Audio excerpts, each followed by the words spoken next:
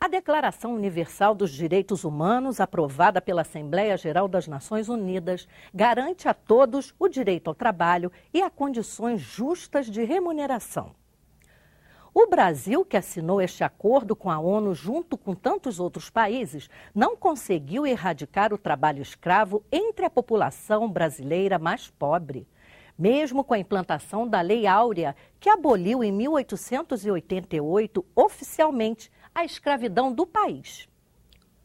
O programa Inclusão vai mostrar que o trabalho intenso da Polícia Federal, Ministério do Trabalho e Emprego, Ministério Público e de organizações não governamentais tem ajudado a reprimir esse tipo de crime e a punir patrões inescrupulosos que lucram ao ferir a cidadania, a dignidade e os direitos humanos de trabalhadores. Escravos no trabalho. Este é o tema do programa Inclusão, que começa agora. Declaração Universal dos Direitos Humanos. Artigo 4º. Ninguém será mantido em escravidão ou servidão. A escravidão e o tráfico de escravos serão proibidos em todas as suas formas.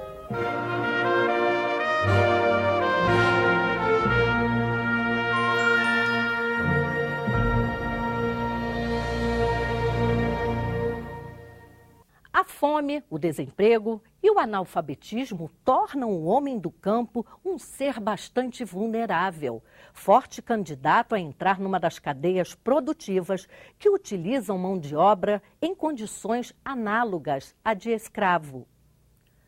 A ONG Repórter Brasil produziu um vídeo contando o drama de trabalhadores que vivenciaram esta exploração no meio rural.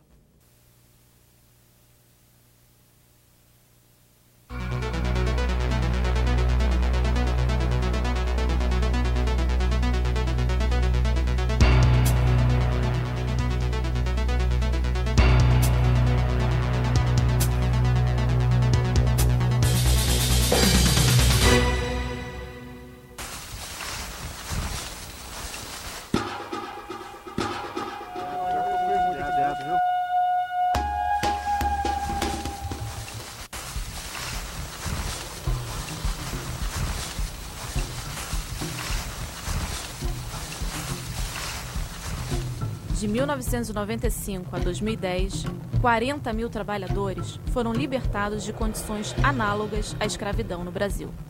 Nos últimos anos, além dos flagrantes em áreas rurais isoladas nas regiões Norte, Nordeste e Centro-Oeste, agentes do poder público têm registrado casos de exploração de mão de obra escrava, também no Sudeste e no Sul do país.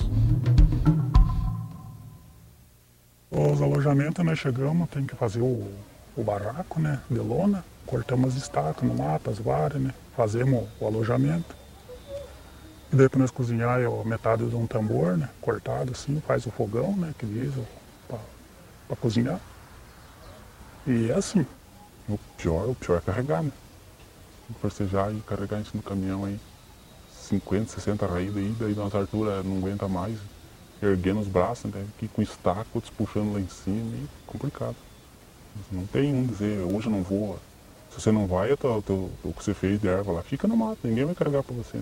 Negócio. 2 gerações, a mesma história. João e Jair são nomes fictícios de 2 trabalhadores, pai e filho, que já sentiram na pele o gosto amargo da escravidão na colheita de erva mate, nas plantações no sul do estado do Paraná. Se parecia que a gente não tinha trabalho escravo aqui, era uma região com uma qualidade de vida melhor, com um trabalho melhor, mas começou a se perceber que nós também tínhamos situações aqui tão ou mais graves do que outras regiões tradicionais onde a gente já conhecia que havia trabalho escravo. Libertados durante inspeção trabalhista, João e Jair não conseguiram driblar a pobreza e a condição de vulnerabilidade. As oportunidades de trabalho são escassas e atividades braçais, como a coleta de erva mate e a extração de pinos, continuam sendo a fonte de sustento da família. As histórias se repetem. Carteiras de trabalho não assinadas, baixos salários e precariedade. Muita precariedade. Se chove, a gente depende, daí tem que ir com chuva mesmo, senão não consegue tirar o sustento da família, né? Ficamos 15 dias no mato, tem que trabalhar sábado, domingo. para poder tirar o menos um pouco, né? Tem que subir na árvore, tem que carçar a espora, né? E daí faz a bola de erva, né? Quando eu era mais novo, eu carreguei muito nas costas, né? Que às vezes, de repente, eu não tinha um cavalo para arrastar, né? Mas de 70 quilos, 80 quilos, eu enjoei de carregar nas costas, né? E até eu sinto problema nas costas até. A erva mate é uma cultura que ela submete os trabalhadores normalmente a barracos de lona, mas com uma peculiaridade que aqui nós temos temperaturas abaixo de zero, né? Então esses trabalhadores ficam expostos embaixo da mata e em barracos de lona, com fogo dentro do barraco, com aquela fumaça se espalhando pelo ambiente, né? Então são peculiaridades próprias da região sul. Por isso, então, a necessidade de se criar esse grupo que, teoricamente, tem uma especialidade maior aqui na região sul. O Grupo Móvel é coordenado pelo Ministério do Trabalho com o objetivo de combater e repreender o trabalho escravo em todo o Brasil. Ministério Público do Trabalho, Polícia Federal e Polícia Rodoviária Federal também participam das ações. Também na região sul, os trabalhadores libertados são, em sua maioria, analfabetos ou com baixa escolaridade. Mais de 30% deles são analfabetos. Eles vão aceitar essa condição porque é a única condição que eles encontraram de trabalho. Nós já fizemos essa pergunta, inclusive, para alguns trabalhadores que a gente resgatou mais de uma vez.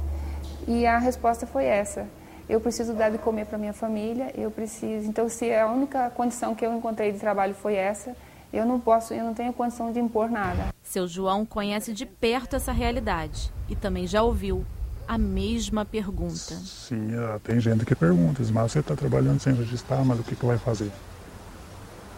Que nem eu criei 5 filhos, tão grandes já, né? Mas toda a vida no pesado, não sem ter folga, né?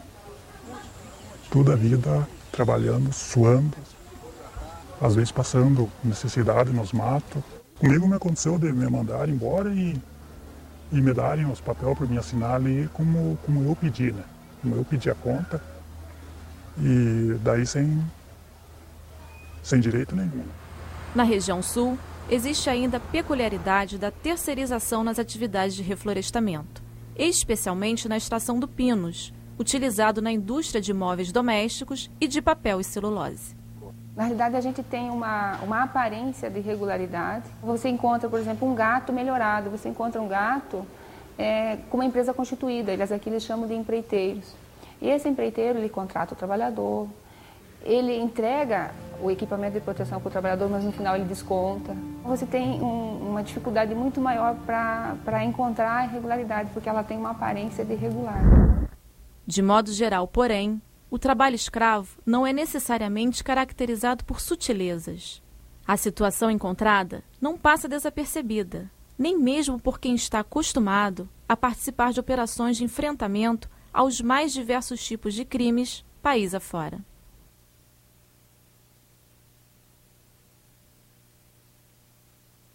Especificamente uma situação que eu não tinha vivido ainda e praticamente ninguém do Grupo Móvel também, foi um senhor de idade, já quase seus 60, 70 anos mais ou menos. Ele estava doente já há praticamente uma semana, numa fazenda que o proprietário é um médico, né, e ele estava lá, foi receitado para ele um analgésico só, assim, não foi examinado, estava numa situação que não conseguia se locomover para se alimentar, não conseguia tomar banho, não conseguia fazer as necessidades dele. A realidade, que em determinadas ocasiões desperta um misto de surpresa e indignação, não necessariamente é recebida da mesma forma pelos trabalhadores. O jovem Jair conta como, aos 16 anos, se deparou com os barracos de lona e as duras condições no meio da mata, entre árvores de erva mate. Mas não senti nada, né? Estamos trabalhando, né? Não tem nada que sentir. Vai fazer o quê, né? Não tem outra situação. Quando se fala do trabalho escravo hoje, não é esse trabalho escravo antigo. É o que a gente chama de trabalho escravo contemporâneo, né? Que é um trabalho escravo muito mais sutil, às vezes sem necessariamente ter o cerceamento de ir e vir. O trabalho degradante Ele faz parte da caracterização do trabalho escravo contemporâneo. Está lá no artigo 149 do Código Penal. Os empregadores, eles acham muito difícil o cumprimento da legislação, alguns alegam desconhecimento, mas o que eu percebo é que essa situação que impera no trabalho do campo, no Brasil inteiro, posso dizer que eu tenho experiência em outros estados, decorre de uma omissão do Estado, né, que não fiscaliza e fiscaliza muito pouco. Então, quando ele pega um ou outro empregador, esse se sente uma vítima, né? Porque até se ele fosse unicamente respeitar a legislação trabalhista, estaria caracterizado até concorrência desleal, porque os demais não respeitam, a informalidade impera no campo. Tem essa questão do trabalho degradante, tem a questão da jornada exaustiva, tem a questão do cerceamento de ir e vir, obviamente, e o clássico do trabalho escravo, vamos dizer assim, contemporâneo, que é a servidão por dívidas, né? Que é aquela situação em que o trabalhador trabalha, mas com os descontos, com as cobranças que o empregador impõe, sempre fica devendo. As dívidas são as amarras que prendem os trabalhadores do século XXI. Para quebrar esse ciclo, há muito que ser feito. Se esse trabalhador estiver em um programa de qualificação profissional, ele poderia ter esses 3 meses de seguro-desemprego. E na nossa região aqui, a gente não precisaria deslocar esses trabalhadores, porque a gente poderia criar esses cursos nos próprios municípios. Eles poderiam ser criados. Eu acho que funciona. Eu acho que isso não é utopia, não. Eu acho que isso pode acontecer assim. Uma coisa muito consolidada no país é a lista suja do trabalho escravo, né? Um cadastro que o Ministério do Trabalho e Emprego atualiza, mantém, com os empregadores que foram flagrados cometendo esse tipo de crime. Mesmo com tantas dificuldades e desafios, ainda persiste a esperança por dias melhores. A esperança é grande, né? A esperança da gente que trabalha é grande, né? Sempre que um dia melhore. Não é fácil, eu tenho história, de uns 30 anos que trabalho nessa luta aí, e eu tenho uma história longa para contar disso aí.